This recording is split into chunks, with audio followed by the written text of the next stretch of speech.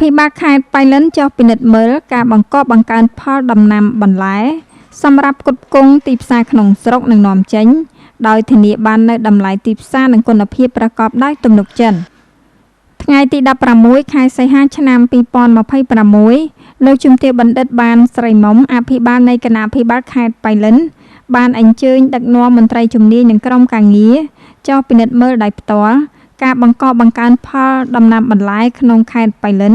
ព្រមទាំងលើកទឹកចិត្តដល់ប្រជាកសិករធ្វើការផលិតឲ្យបានច្រើន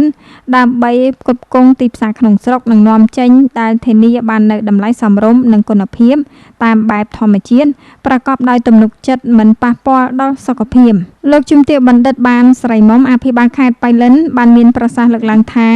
បច្ចុប្បន្នរាជរដ្ឋាភិបាលដែលមានសម្ដេចមហាបវរធិបតីហ៊ុនម៉ាណែតជានាយករដ្ឋមន្ត្រីបានជំរុញក្រសួងកសិកម្មរុក្ខាប្រមាញ់និងនេសាទធ្វើការបណ្ដុះបណ្ដាលដល់សហគមន៍ឬបណ្ដុំកសិករដោយផ្ដល់អ្នកជំនាញទៅបណ្ដុះបណ្ដាលដល់មូលដ្ឋានផ្ទាល់តែម្ដងគឺធ្វើយ៉ាងណាឲ្យការដាំដុះរបស់បងប្អូនប្រជាកសិករទទួលបានទិន្នផលច្រើនចំណាយលើការផលិតតិចនិងមានសុវត្ថិភាពដល់អ្នកប្រើប្រាស់ក៏ដូចជាអ្នកដាំផ្ទាល់ជាពិសេសផលិតកសិផលទាំងបរិមាណនិងគុណភាពទៅតាមតម្រូវការទីផ្សារក្នុងស្រុកនិងនាំចេញលោកជំទាវបណ្ឌិតបានស្រីមុំបានមានប្រសាសន៍បន្តថានៅខេត្តប៉ៃលិនក្រសួងពាណិជ្ជកម្មតាមរយៈគម្រោងជំរុញទីផ្សារសម្រាប់កសិកម្មខ្នាតតូចហៅកាត់ថាអែម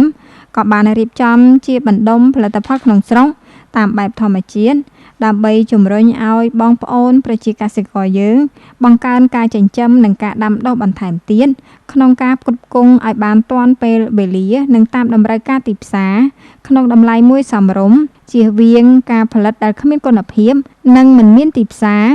ហើយជាក់ស្ដែងបច្ចុប្បន្ននេះខេត្តប៉ៃលិនមានក្រុមហ៊ុនជាច្រើនកំពុងទទួលទិញបន្លែផ្លែឈើនិងកសិផលផ្សេងៗទៀតដើម្បីធ្វើការវេចខ្ចប់និងសម្ងួតសម្រាប់នាំចេញទៅលក់នៅក្រៅប្រទេស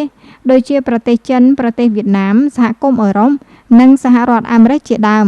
នៅក្នុងឱកាសនោះផងដែរដើម្បីជាការលើកទឹកចិត្តដល់ប្រជាកសិករដាំដុះបន្លែលោកជំទាវបណ្ឌិតបានស្រីមុំអភិបាលខេត្តប៉ៃលិនក៏បានជួយទិញបន្លែរបស់បងប្អូនកសិករ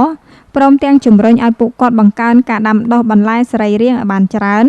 ដើម្បីលើកកម្ពស់ជីវភាពក្នុងគ្រួសារនិងផ្គត់ផ្គង់តម្រូវការទីផ្សារហើយក្នុងករណីបន្លែគ្មានទីផ្សារសូមទំនាក់ទំនងមកកាន់ក្រុមការងារលោកជំទាវនឹងជួយរកទីផ្សារជូនបងប្អូន។